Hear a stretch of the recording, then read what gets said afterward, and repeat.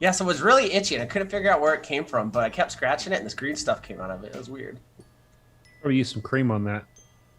It's coming on the way. I got it from ordermedicine.com. I'm sure it's good because they have these commercials that won't last for 2 minutes playing. I don't know. Green stuff. What the? Oh.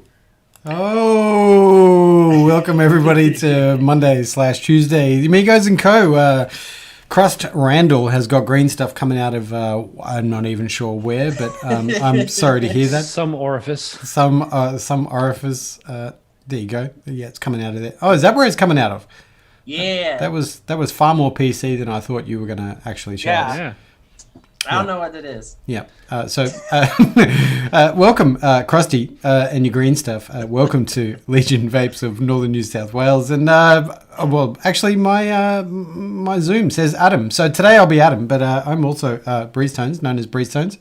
I'd like to welcome all of your face holes to the YouTube streams. Yes. Welcome. Chris, was that a spider on your forearm?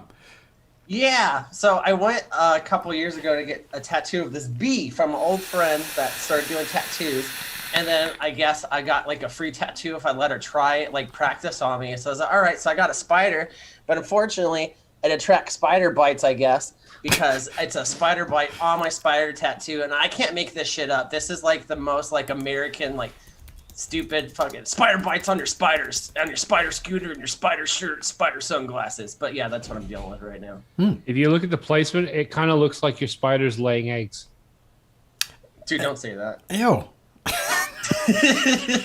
You're going to wake up, you'll be scratching, green stuff's going to come out, and then a whole carpet of spiders will be crawling out of the hole of your arm. And you will run, and you can't get away because they're in you. I'm not going to imagine spiders now. And then all the spiders will disappear, and there'll just be nothing on the floor but an empty Randall sack. Just empty. I'd rather have the spiders do it to me than the scarabs or whatever they're called from the Mummy movies. I recently rewatched those, and back like now when you watch it, you're like, oh, it's cheesy because the CGI, it isn't that great anymore. Now when you have like Captain America shooting lasers or whatever the hell's going on, but like I went back and watched it, and now that's what I'm going to think's crawling out of me. Thanks, Steve. See, you know what I love about Egypt? Scarabs. The rest of the world, cockroaches. Egypt, scarabs.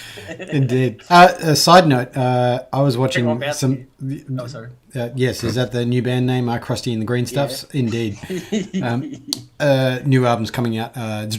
Dropping in summer. Dripping in summer. Dripping. There you go. Drooping in summer. I watched a Spider-Man thing with my son the other day. It was like some, latest Spider-Man movie on Netflix. It's an animated, I guess, a CGI animation. The multiverse. Did it have lots of Spider-Man in it? Yes. It'd be into the multiverse. It was awesome.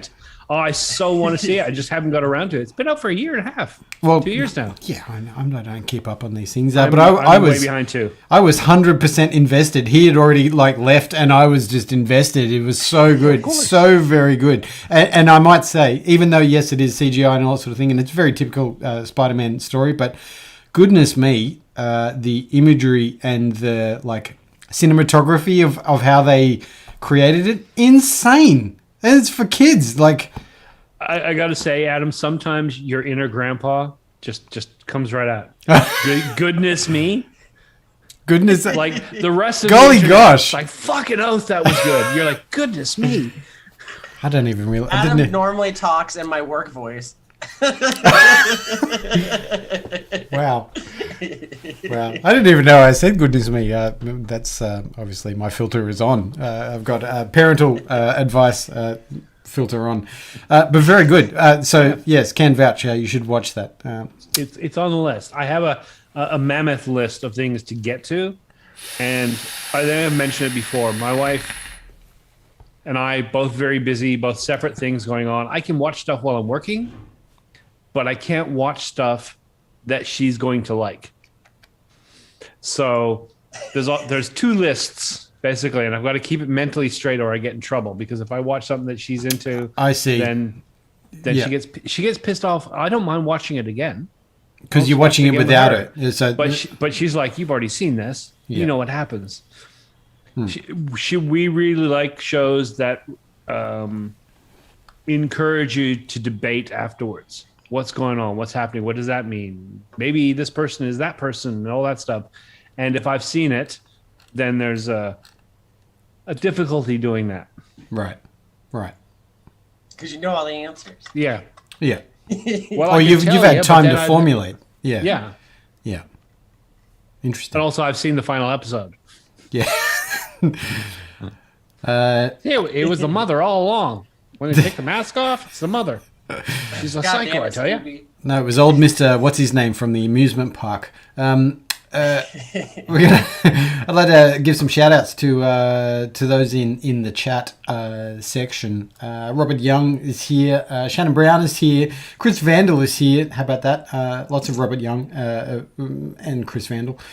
Great Wombatsky is here from South Australia. Erwin is here. Hi. Dan J is here. Not the real Gerard Butler. Slinky Lingerie, I think that's what he's changed it to. Mr. Lee is here. Big Rick is here. Ern is here. Hi to you. Did I get everyone? And of course, Jake Scrapwood is here. Hi, Jake. Welcome everyone to. I was waiting to see if you'd catch that. The great Jake. The great Not Jake just Scrapwood. He's the great Jake. Speaking of which, he's turning into Scrapwood Coils. Outstanding job, Mr. Jake.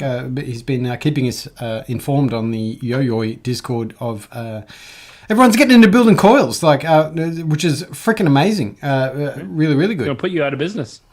Do it. Yeah, but it's really nice seeing people, stepping outside their comfort zone. Hold up. Very important news. Everything's going to stop right now. Dan J just got engaged. Can we all take a moment? Holy cow, you're a brave man. You're going to be so happy. You're also going to be so miserable, but it's going to be awesome. Good work, man. What? I'm hedging both bets here, you see? But on a serious note, good on you, mate. Good on you. That's awesome to hear. Yeah, congrats. Now you have someone to split the bills with and they can't leave. Yeah, you're going to have to make two lists for your shows from now on. The ones you can watch without her and the ones you can watch with her. Also, let us know in the chat when. Like, is this going to be a year and a half, 2-year plan thing, or are you just going to rush down to City Hall tomorrow and take care of it? I'm interested. I'm interested to see where people go, because there is that whole traditional mindset where people do that. They do that whole, okay, so we'll plan it for 2 years from now. We'll do all the dresses and all that. And then there's people like me that goes like, okay, so when are you free? Let's head down to City Hall, sign a paper. I like it simple, super simple. We did that. My wife and I did that. We decided to do the, what do you call that? The registration office situation. We had, but sorry, boring talk. But they had the one in Brisbane, in Queensland, would accommodate like 20 people. So you could actually have a couple of people, like come to your what the hell is that called? Ceremony. Thank you, ceremony, and we spent all of our money on the party afterwards. Like we hosted everyone at our home. That's the way to do it, man. Yeah, we did it. We arranged a celebrant, and so it was an actual ceremony. But I mean, she's an awesome person, and she specializes in non-traditional. And so the way we did it was we actually had just 2 couples with us, so there's 6 in total. 2 of them were being the witnesses, and the other two were their significant others. So party of 6, 7 in total with the celebrant. And we did it in Circular Quay underneath the train station at about 7 p.m. because that's where I met her for the first time. And that's about the time that I met her for the first time. 30 odd years ago. So we met and we all traipsed down there, and we kind of like, there's people milling around, and we just kind of physically created a space and just did it. And then it was done, and it took like 20 minutes. And then it was like, oh, okay, so let's go and get drunk now. We went to the Absinthe Salon in Sydney and just sat and drank for the rest of the night. It was great. Absinthe. Yeah. The last wedding that I was able to be a part of and not like a photographer at was my little brother's wedding, and it was one of those ones where you go to you get the cheap at the end of the strip, the little white chapel at the end of the Las Vegas Strip or whatever, and you pay like $700, and you bring all your friends in. The ceremony lasts for like 5 minutes. Like I thought it was a waste of money, but like because it's such a small affair, you don't have like best men or bridesmaids or anything like that. And not to be a total asshole, my brother's wife has like no friends. She's very mean. Anyways, so they had me stand up there though, and they made me stay up there, and it was the weirdest 5 minutes of my life because I'm just like, okay, what do I do? You're just being a witness. Like, all right. It depends. Dan popped into the chat saying it's going to be a pretty long engagement because weddings are damn expensive, and we don't want to spend that money. Well, you got two people right here telling you, look, they don't have to be. Doesn't have to be.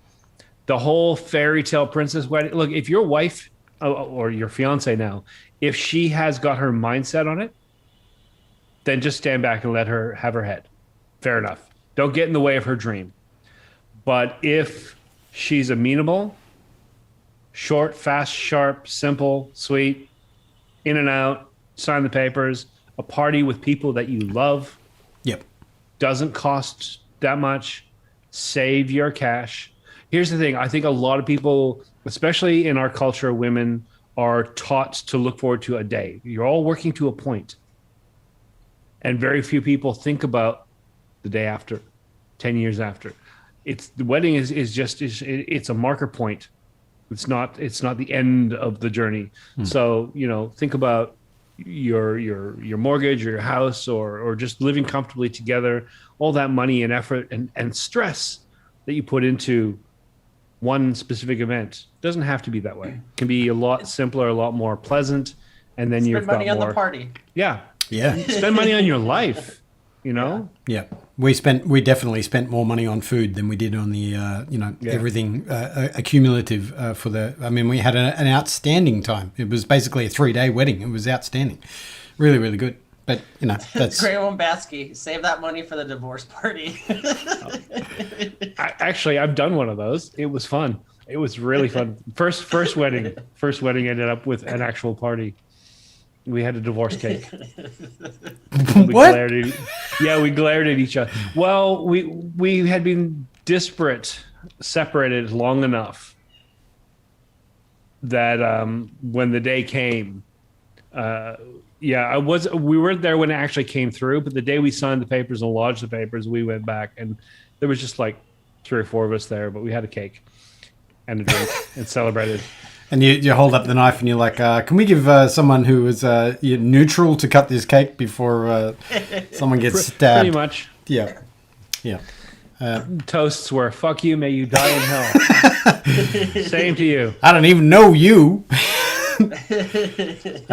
Shall we get into a couple of things you're putting in your face hole? What are you putting in your face hole, folks? Anyone else would like to drop that in chat? Please tell us what you're vapping on. Yeah. Mr. Randall, would you like to go first? Yeah. So I got a new webcam to see if maybe it'll focus for once. Cool. I just don't have a terrible lighting. Anarchist Orange. It's like a citrusy summery feel, and I can't put it down because I'm getting hooked on the salt mix. And then for when I'm at home, because I don't carry my full-size mod anymore, I don't like to carry this thing around slapping me in my unmentionables. So I have it at home, but inside it I have Homeboy Tropical, my Veep Gape, and the goat on top. I actually didn't say the top side. I'm now in the process of healing from that relationship. But that's all I've got. Maybe you need a divorce party. Yeah. Steve, what do you got, man? I have a number of things on the desk, but what I'm reaching for more often than not is quite simple. Still the Aglos, I wanted to say Aegis, but the Aglos P1 with some Anarchist white. It's a nice vape. It's a nice setup. The coil is starting to go. It's not quite there yet. It's like every 3rd puff is great and every 2 are okay.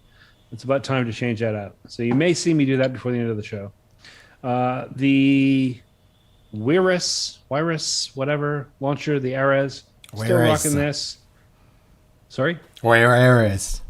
Yes, the launcher on the Ares with a little bit of that shakedown. Oh, Still rocking it. We're down to 5 millimeters at the bottom. We're literally down to there. After that bottle's empty, I'm going to clean it. I'm going to put it on a little shrine. I'm going to put a picture of Adam's head behind it. So it looks like this. then he's going to post it on Instagram and be like, "Hey, will you send me some more?"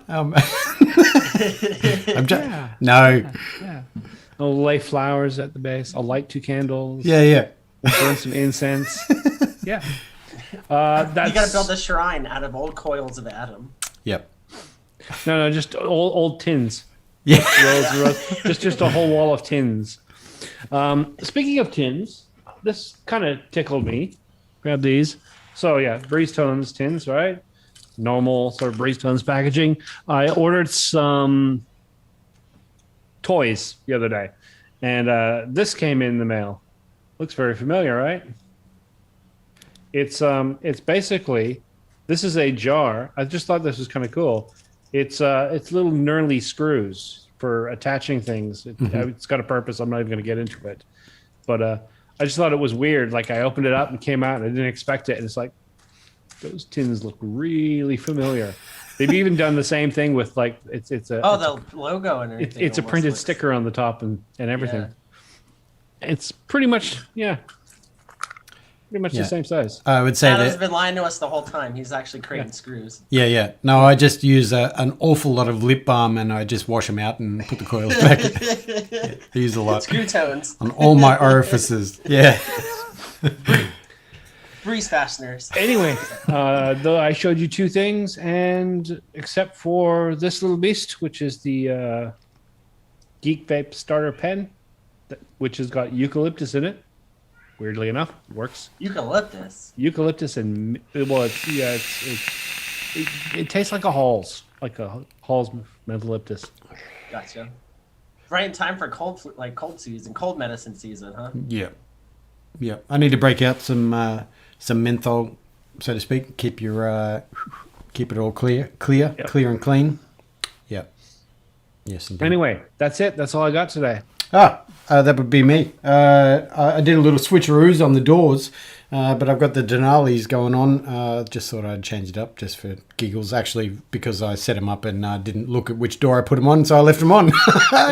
That's the Dang. I set up the Dang on Sunday night on the stream and just haven't vaped it in a very long time, so Dang. A little black and white action going on there with a little ghost nub tip. But in there is tooting my own horn there. It is still some shakedown. And in the Jug V2 is also shakedown because I'm just RDA/RTAing it.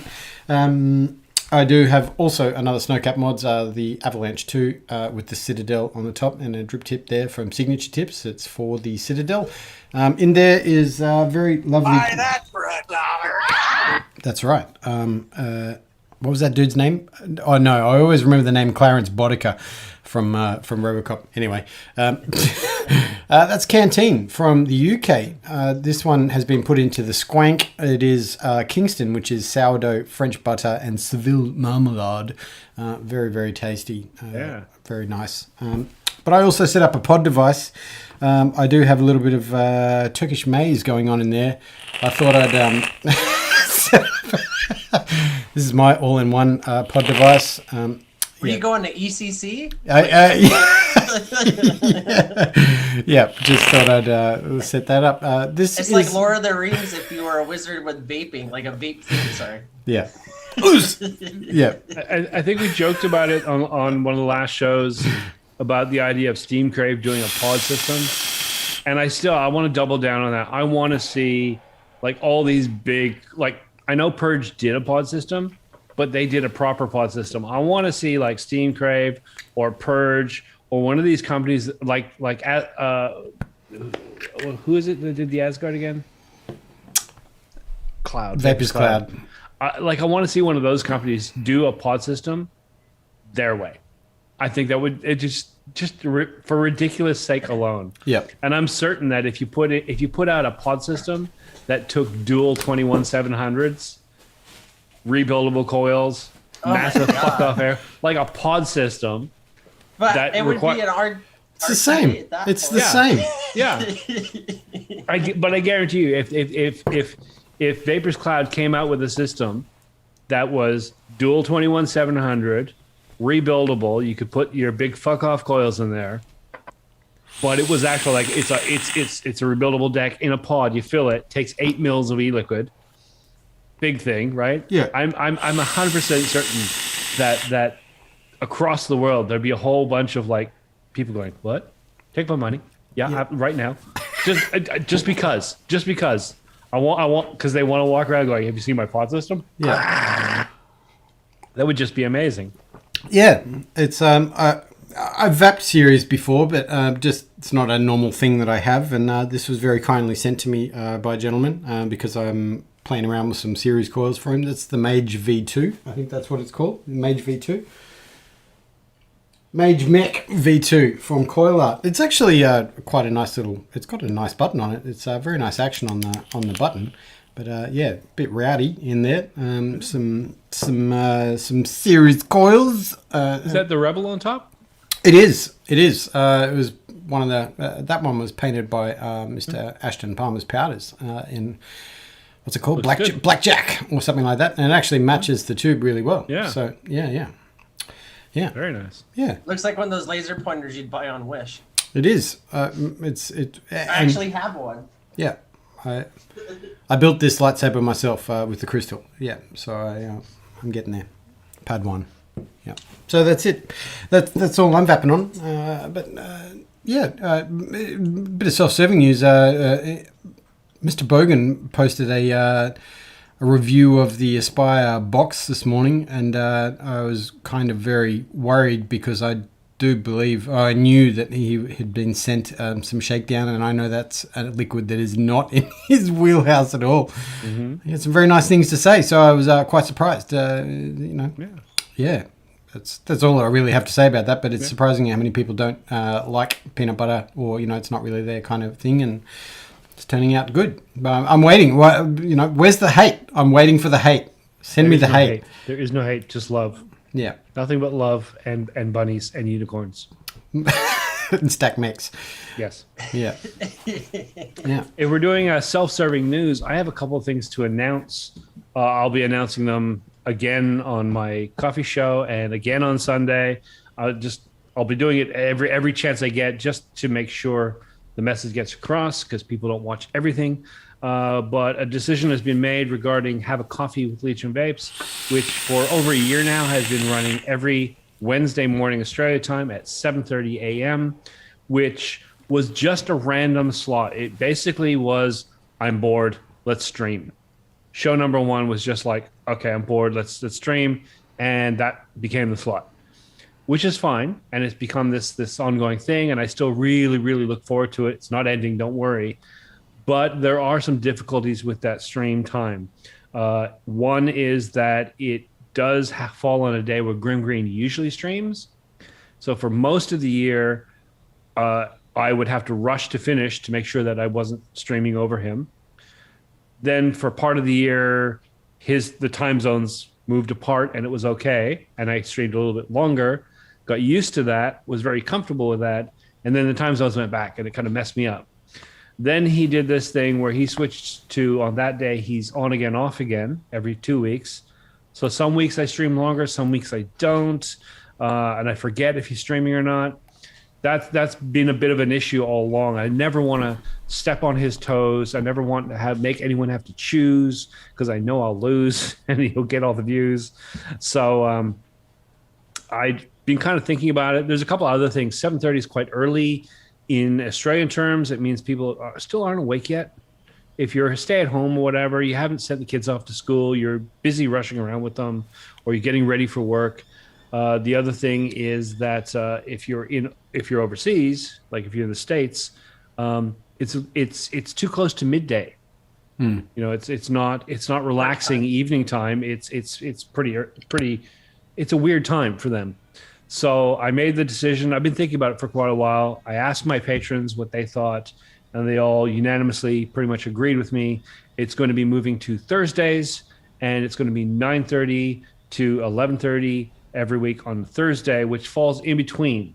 So that pretty much means that if Graham is streaming on one day, I'll be pretty much streaming the next day at the same time, and then he's on the third day. So I slot into that slot quite well. And if you're used to watching stuff at that time, then it won't feel weird or uncomfortable. You won't have to race to get there or whatever. So there is all of that. That is not happening this week. This week will be the normal time, and then the following week that takes effect. So I'll mention it again tomorrow, and I'll mention it on the Aussie Vape Show. The other thing is, and I don't know, there's a few of them here. Just a quick word to the patrons and people in my patrons group. Over the next week, I'm going to start clearing out the excess members. I'm really bad at being on top of all of this stuff. And what generally happens is somebody becomes a patron, they join my group, and goes on for a while. And then, they may stop being a patron, which is fine. And your choice to stop doing that. I don't hold it against you. But life gets in the way, or you have better things to spend your money on. But it means that they stay in the group. There's no connection. There's no way to tie a Facebook group to patron and have it automatically add or disallow people. So I've got a bunch of people in the patrons group that technically shouldn't be there. I'm going to go and clear out the excess. Most of them are pretty good. They when they stop, they don't post anymore. But I'm going to clear out the excess just so it's purely the patrons. And finally, last bit of news is after I've done that, then there'll be another round of giveaways because that pile is getting way too big. Don't know what to do about sending stuff to the US. Take a chance. Buyer beware. I don't know. But yeah. So that's all my big news. Since we're, go ahead. No, I was just going to say fish tank parts. That was all I had to add there. If you're going to send them to the US, Yeah. Since you brought it up, we actually did move up the time on the Friday Fallout 2 to 8 o'clock. I reached out to Stan last week to see, it's like you were saying, don't want to interject with anyone's stream, step on any toes. So I reached out to Stan, asked about the vape stew. I guess they don't plan to come back for a little bit. Stan's said, go ahead. He was flattered. I reached out. I was like, oh, you shouldn't be flattered. But anyway, so I reached out to Stan. So Friday Fallout will be at 8 o'clock Pacific time. I think that's 2 o'clock main Australia time. I don't know. It is. But that'll be posted and stuff like that. So start a little bit earlier because I feel bad. Sometimes we usually plan for an hour show and then we end up going for 2.5 hours on forever. And then Anthony Romello, my co-host, is over on the East Coast and so is Glenn. So they're up till 3 in the morning sometimes. I was like, ugh. So now it's only 2:30 in the morning. So anyways, but yeah, that's all my news. Nice. It doesn't hurt. We get used to doing things. And they become sort of standardized. Like this show has got a time slot. That's what we do. 1 hour, and it's at a certain time. And it just becomes, you don't even think about it. It just becomes, that's when we do it. And it doesn't hurt to take a step back and sort of reevaluate.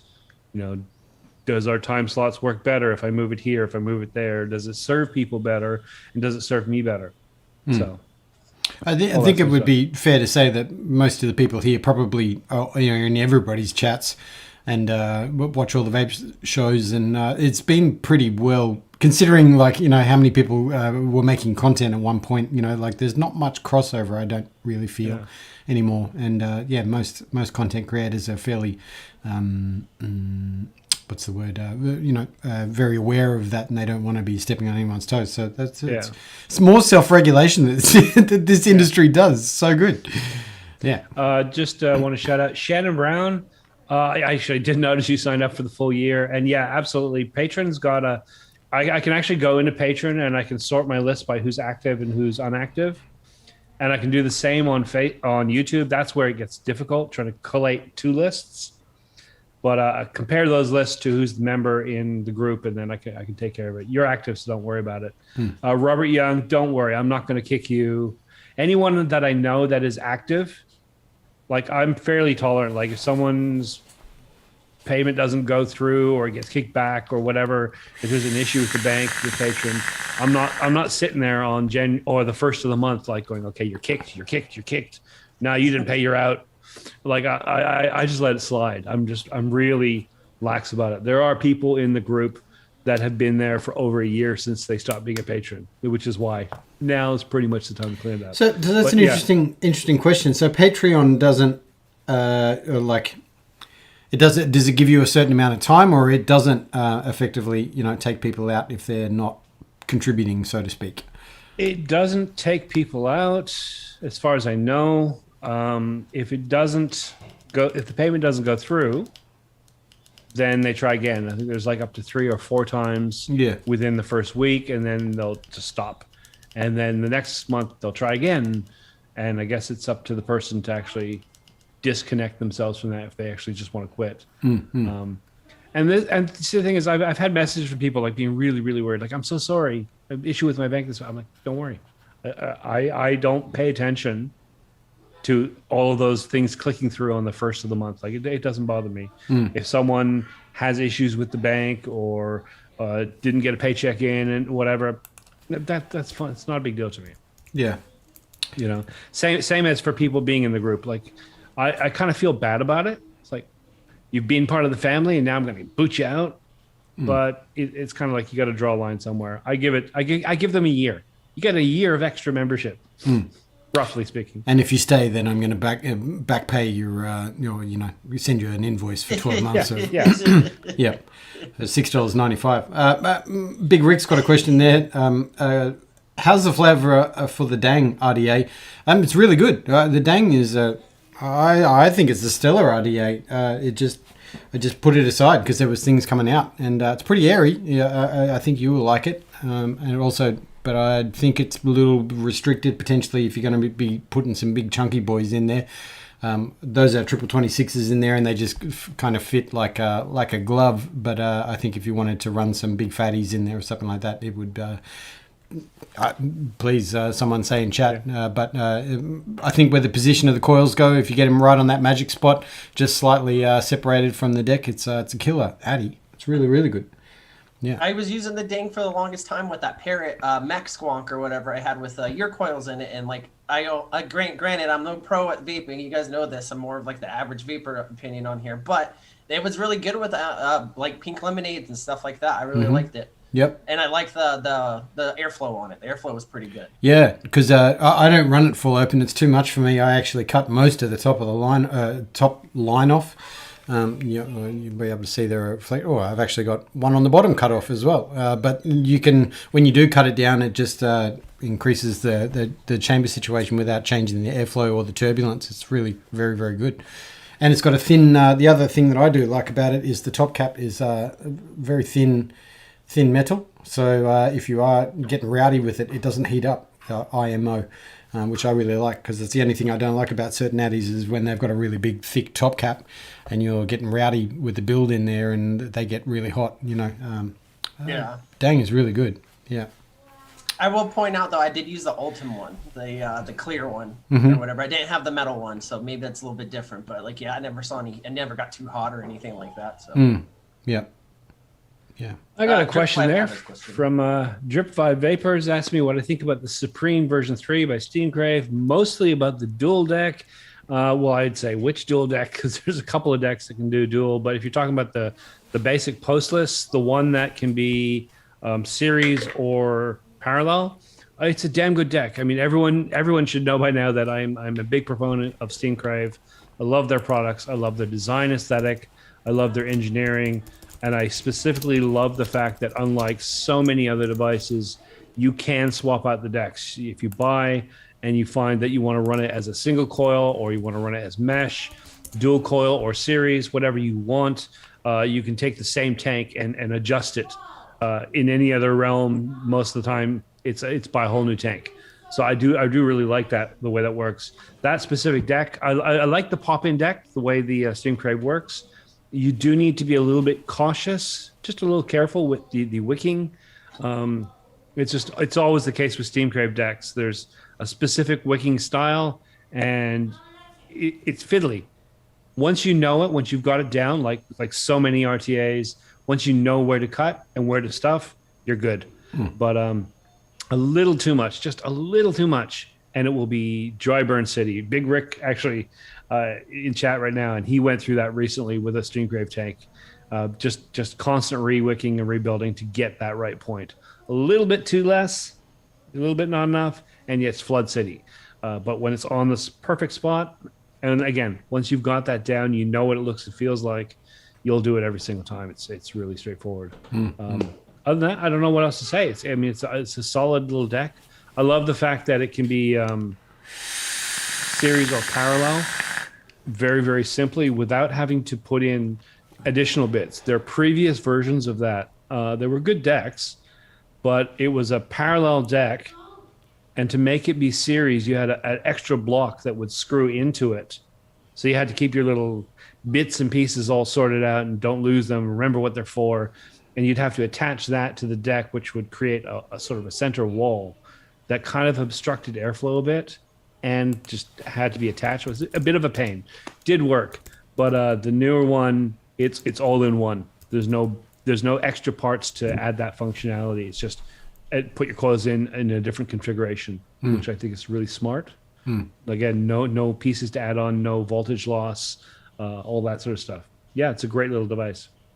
Yeah. I'm just going to go back to the talk about the Dang. Ern's currently vapping the Dang.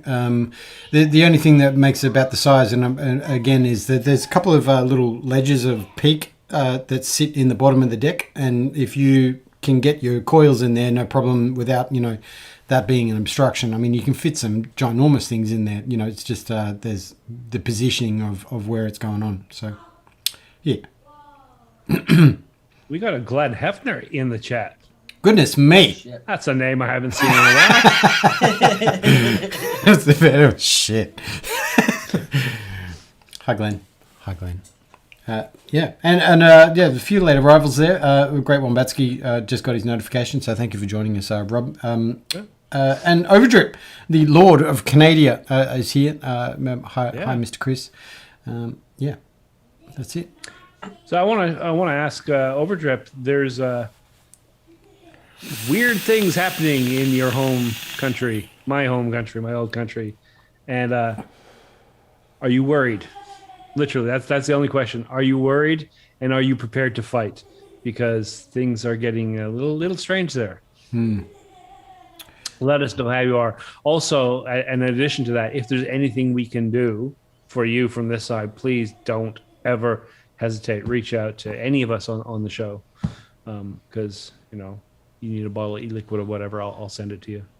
Just label it Uncle Dan's rubbing oil. Yeah. Speaking of some advocacy stuff, I saw my first my first real wannabe Sarah McLachlan Dogs at the Pound anti-vape commercial the other day, and I was watching Hulu, and they have the ads or whatever, right? And it showed a commercial of these kids in high school, and it looked like fucking the Batman series with Christopher Nolan. It was all dark and shadowy, you know what I mean? And I saw where these kids were like, "Come on, we got to go catch the bus. Got to catch the bus." And it showed this kid digging through their locker or whatever, trying to find something, And then the bus leaves, and then it's is it really worth it? And then it shows the kid sitting at the bus stop late, hitting a vape, and I'm like, that's the dumbest thing I've ever seen as far as that goes. I get the anti-smoking commercials, they were stupid to a T, you know what I mean? And then the anti-vaping commercials, they're just trying too hard with this stuff. But it's just crazy to me. I know they have to do it because they have to produce some kind of content to keep getting the money, you know what I mean, from the government to keep to make them a valid reason to do that. But it's you're not even trying at this point. It's you're going to be late for your bus. If you're going to say kids are vaping these pods and stuff, you're not going to lose this in your locker. It's in your pocket. You know what I mean? Or anything like that. And I get it. I shouldn't be saying it's going to be in your pocket.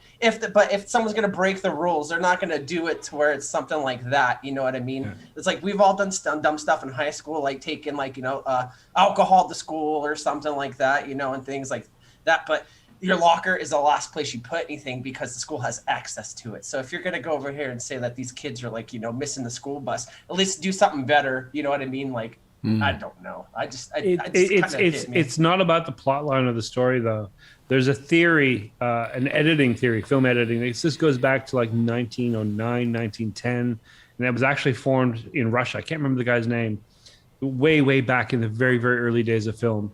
And in those days, they literally just film stuff and you would just watch from beginning to end. Editing wasn't really a thing. And this guy proposed this theory that editing creates content. Editing creates emotion. And the dramatic feel. Yeah, it's what, and I know that seems quite straightforward and simple nowadays, but at that time it was kind of revolutionary. And what he did, he created this short film, and so he's filming a close up of a guy's face, and the guy's pretty flat looking. He's just staring at the camera, being all stoic and Russian looking, and it's that, and then another piece of footage. Or no, it's the other way around. It's the other piece of footage and then his face. And it's like 3 or 4 in a row. One of them is a battlefield. One of them is kids playing. One of them is a young woman walking down the street or something. And so the idea is that when it's the battlefield, he looks very sad and somber. When it's kids playing, it looks like he's longing for his youth. And when it's the woman, it looks like he's like a horny old man. And you kind of get that feeling. It's not as intense. It plays off of your perception of what you believe things to be. You read it exactly. You read into his face. Psychological warfare. It's psyops. Yeah. So combine this with there's a whole other thing about sound, how sound can create emotion. And if you've ever seen films that have had their score stripped from them, how somewhat empty or ridiculous they may seem, but when you put the sad strings under it, all of a sudden it's scary. If you've ever seen trailer remixes where they take like Friends and turn it into a horror movie, and it actually works because the music is creating that suspense. So what I'm trying to get at here is all these videos and ads that are anti-smoking in the past really like double down. This is the heart of propaganda here. It's creating an emotional gut instinct response to what you're experiencing. The plot line doesn't matter. It doesn't matter if it's stupid. And it's the repetition of it too. When I was overseas in Afghanistan, I was with the signal unit, and I got tasked that I was a mechanic. I wasn't like a guy out there doing radio waves or any of this stuff, right? I just fixed the generators.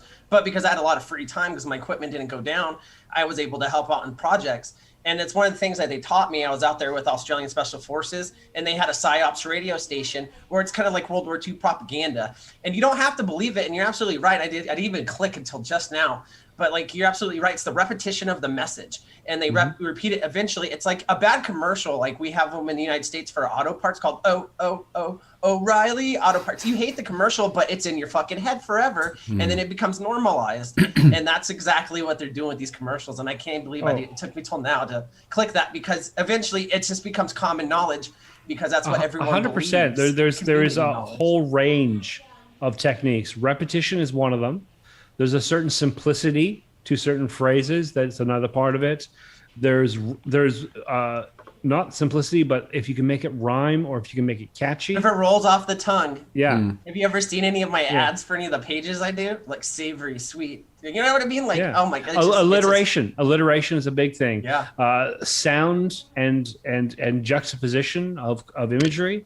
This is why in all those, I mean, we laugh at them, we joke at them, but all those ads for feminine hygiene products, they show specific things filmed in a specific way to create that light, airy feeling of freedom, because that's what they're combating. That's the idea that they're trying to get into your head. If you buy our product, you'll be free from the curse of having to sit at home and ache. You'll be able to go horse riding or through the water. That's never seriously what they intended you to do, but to give you that emotion. It's all propaganda. It comes right back to right before we started the show, and you guys we were talking about it. Don Draper, it comes from before, but that's that period of time. The Mad Men period is where they looked at World War II era propaganda, not just American, but German and Russian, and a little bit of the UK. A lot of the people that moved into the advertising industry, they were ex-GIs. They came from those fields, and they brought those concepts with them and utilized them and refined them, not for buying war bonds or, loose lips sink ships or keep calm and carry on, but buy our product. And they really refined a lot of how that works.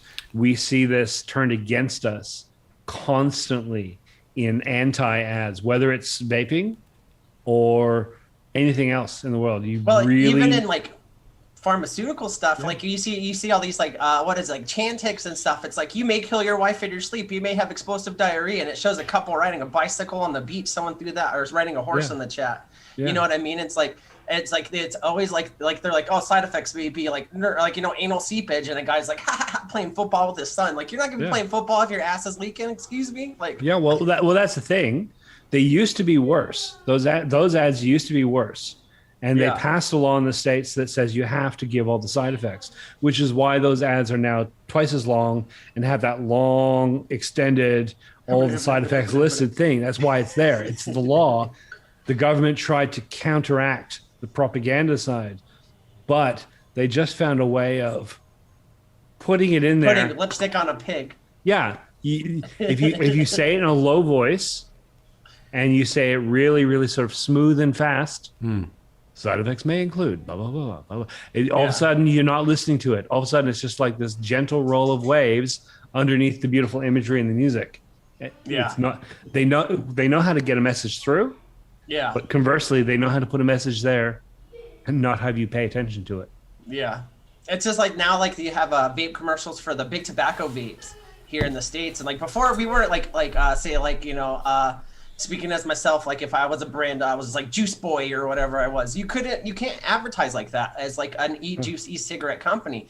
But because they're big tobacco, technically they can, because they're allowed to advertise cigarettes and stuff like that. And then now you see them, and it's funny because with the ones on the radio, they have very short times. So it's just like the old school commercials from the 90s, and it's like, oh, new views from Marlboro or whatever it is, blah, blah, blah, fruit flavors, blah, and at the end, because they have to get in all the disclaimers. And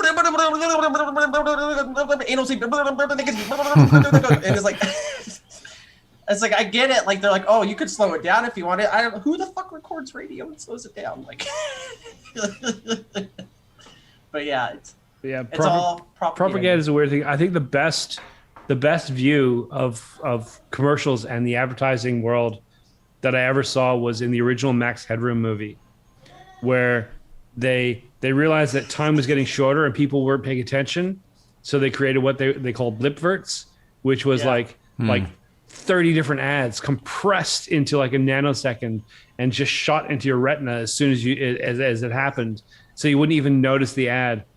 And the problem was, if you guys remember watching the show, the side effect was that if you were exposed to too many blipverts, eventually your head would explode. Like literally explode. I was over drip in the chat. Sorry, go ahead. No, indeed. As we were looking at that, I was looking at quotes about propaganda and just stuff of propaganda, and there's one here is propaganda does not deceive people; it merely helps them to deceive themselves. Mm-hmm. Lots of stuff. Yeah, propaganda. If you want to look at the core of this, and like I said, a lot of people getting into something that a lot of people don't like. We fought a big war against fascism. They were doing awful things. U.S., U.K., Australia all got together and ended that war. And when it was done, and when it was all said and settled, little bits of that empire were adopted. NASA grew out of... Nazi scientists. Yes. And the CIA used to be called the OSS. And they were existing during the war. But when they changed their name, they actually brought a whole bunch of Nazi scientists and Nazi operatives over, gave them new names and freedom to operate in the States. Now you work for us. It's this Operation Paperclip, if you want to look into it. It's a fact. And the same thing here is if you want to look at the roots of propaganda, and whether it is commercial or government or health orgs, they all go back to Goebbels. Everything that he did, he was the minister for propaganda. It was the first time in the world that any government had an official department. It was looked at as a negative light back then too. It's too devious and too mischievous. You're supposed to go out there and just be strong and beat people up, not cut them from behind. And that's what this created. It's a cutthroat thing, and you can use it in anything. Like we're talking now, advertising, business practices, making missiles for all that stuff. But it's one of those things that if you're a businessman and you have a copy of The Art of War on your desk, that's considered to be, you're especially in the 80s and 90s, that's a smart thing. You're looking at it, you're looking at business the right way, and you're going back to the classics. These are broad spectrum concepts that can be applied to multiple realms, but definitely applicable to the business world. That's considered to be normal. And I'm telling you, Mad Men days. Everything's marketable. Well, not only that, if you go back to Mad Men days and you look at the best advertising offices, guarantee you the writings of Goebbels are in their office somewhere. Maybe. Yeah. Indeed. Yep. Definitely. And when we talk about Goebbels, I think, okay, not a moral person by any stance, not a good person. I don't think that he was an out Nazi. I think that he was just in a position of power, and Moral he free loved, science. Yeah, he just loved manipulating the masses, and he was actually really, really good at it. It's unfortunate that it was pushed the wrong way. Yeah. And someone had to bring up Bayer. Yeah. Earned it. You know, every time you have an aspirin, you're spending money to the company that made the gas that killed all the Jews. Yeah. They not only made, they invented Zyklon B. Every time you buy a Hugo Boss suit, you're buying from the same people that tailored for the SS. But what was it? Chanel as well. Chanel was a Nazi operative.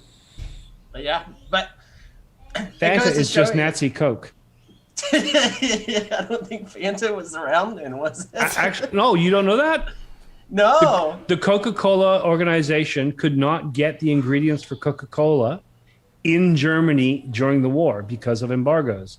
So they invented Fanta.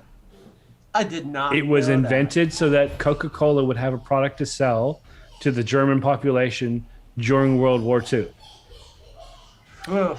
I think True story. Man. Someone needs to fact check Steve there. Just No, it's 100% true. It's I'm not worried. Fact check away. Yeah, 100% true.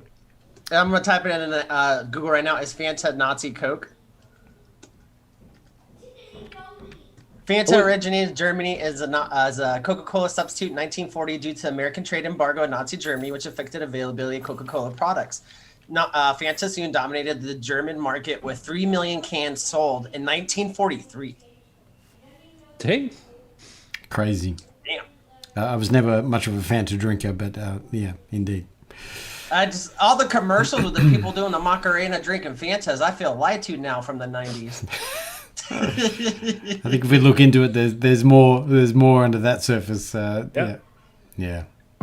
Crazy. You'd be surprised how many currently existing companies that haven't even changed their names, most of them, that were complicit at the time, and they're still around. Yeah.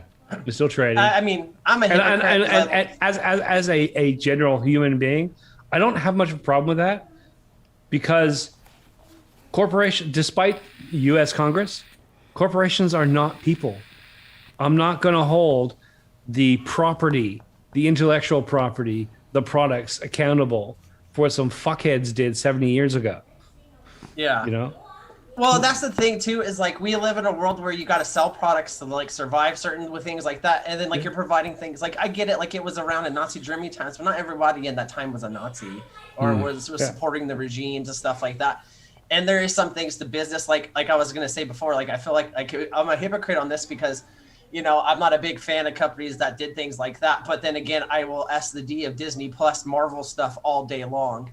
And Walt Disney was a terrible man. Like, Yeah. We talk about that a lot in this house, particularly with cancel culture, you know, being such a big thing and the whole situation. Like, you know, here's an example. The wife and I were talking about an alternative milk company that, you know, an employee of theirs did, you know, something that wasn't effectively very correct, and you know, so people all over the world were starting to cancel this company for over an employee. I mean, it's not the company's standpoint, but it just happened to be, you know, it happened to get in the news. So then instantly, it can't be the same group of people that say, "Oh, it's not the employee's fault that the prices of this. Be nice to the employees," and then go after the company for the individual employee. Like, which side are you choosing? Yeah. There is that whole side of it that kind of bothers me. It's like, I thoroughly understand if someone's being a dickhead right now, hold them accountable for what they did. And if they were a dickhead last week and they're trying to hide it, then pull it out and show it to the world. Fine. Absolutely.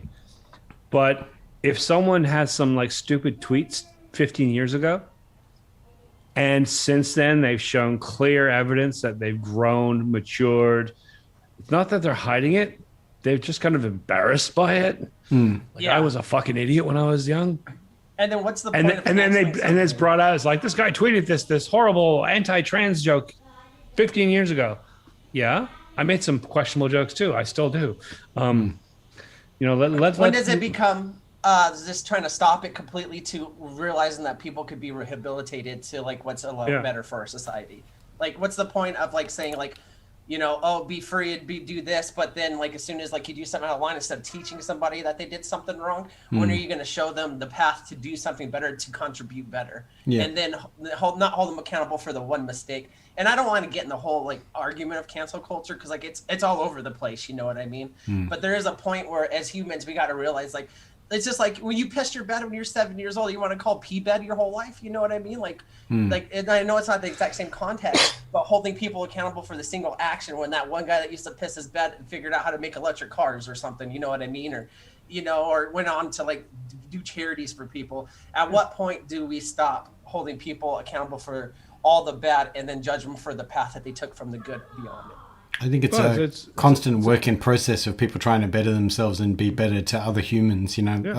Sarah Silverman talks a lot about that on her podcast, because she was made fame, of saying, ill of other people and, 100% owns it, that she's working hard to not be that person anymore. And she was talking about that, the work in progress, trying to be better, trying to say things better, trying to address things in the correct way. And I mean, that's just every day now. Every day. Well, that got deep. We went right down there. That was proper deep, particularly when you talk about World War II. Folks, we're coming to the that part of the show. I know you were both talking about time zone changes and bloody blah blahs, but would you like to reiterate that for your upcoming content shows / streams? Absolutely. As far as this week's concerned, nothing is really changing. Tomorrow morning, we'll be having Coffee with Legion Vapes over on my channel, 7:30 AEDT, it's Aussie time. That's pretty much normal. Come Sunday, we have the Aussie Vape Show. I'll probably manage to squeak out a review or two in between. So that's for this week. Everything runs as normal. Following week after that, the Have a Coffee with Legion Vapes will be moving to Thursday, and it will be 2 hours later. So it'll be starting at 9:30 Australian time. Adjust for your local time, but it will also be running pretty much guaranteed for a full 2 hours because I'm not worried about stepping on anyone's toes on that day. So it should work out a little bit better for everyone involved. I know I've got a few Australian viewers too that think that 7:30 is just way too damn early for them to tune in. So hopefully they'll be able to play a part to it now. And then, nothing changes with the Aussie Vape Show. That's the same slot. Nothing changes for the rest of the week. This should also help me get a better handle on getting my reviews done. Because right now, it's kind of like I have a show, and then I have a day, and then I have a show, and then I have a day, and then I have a show. It's like I never have time to just like, okay, have a day off, and then get into reviewing. It's like, this is give me a bigger chunk of the week to actually get some work done. Can vouch the one time that I was on my computer when you were doing your Coffee with Legion Vapes, and I think you'd only just woken up because your beard was completely smashed on one side, and it was just that was outstanding, and it was probably a good 10 minutes before someone had said anything, and I was like, man, he's got a 2D beard, it's outstanding. I remember that day, and then we had a good 20 minutes of content just based on, I look after my beard, I try. It was literally like this. It looked like someone had just taken the clippers and just taken one edge just straight off. It was so good. Mr. Vandal, so this week you're streaming? Yes. So my lovely co-host Anthony Ramella, I've actually because I've been busy with work, do most of the segments. So if you watch the show, make sure to show some love to Anthony. He's been putting together a lot of content for the show. I'm just there for the spicy commentary. No, but he's on the road right now. He's currently in Texas, but he's going to be doing a live from his adventures out on the road. We'll be on Friday, so he'll be co-hosting that. And then we've also moved to from 8:30 p.m. Pacific to 8 p.m. Pacific. And so it's a half hour sooner, so it's a little bit easier for the guys here on the East Coast to watch the show and not be up till like 2 a.m. when we decide to go for a rip and go on 2.5 hours long. But other than that, it'll be the same thing. We've got some great segments, boat parts, and then some prizes. Actually got prizes for Homicidal, who won last week. He won a sock insert stretcher thing, and also I can't remember what else. Oh, some vinyl vinyl records that go on the wall, or cup coasters or something. But we're just doing random prizes, having a good time with a very vape adjacent show, and we're showing the world that you can be a normal person and still vape at the same time. At least that's my big god complex I'm putting on it. But it's just a bunch of guys talking about buttholes. Other than that, we'll be back here next Monday with you. Love you guys. Shocker! You can vape and be a regular human? That's out of control. That's out of control. Propaganda. It's propaganda. Yeah. All right. Well, that's it. If we have any more final words, we might do the sign out. I guess we'll. Yeah. Buttholes. I'm sorry, Dave. Yeah. I'm afraid I can't do that. Well, we want to thank you all in YouTube land for joining in and being part of the conversation. Big love. Big love. We will see you next week as per normal. Be good. Stay strong. All that sort of stuff. Week. Yeah. Yep. Peace, love, and mung beans to all of you. And we'll see you next week.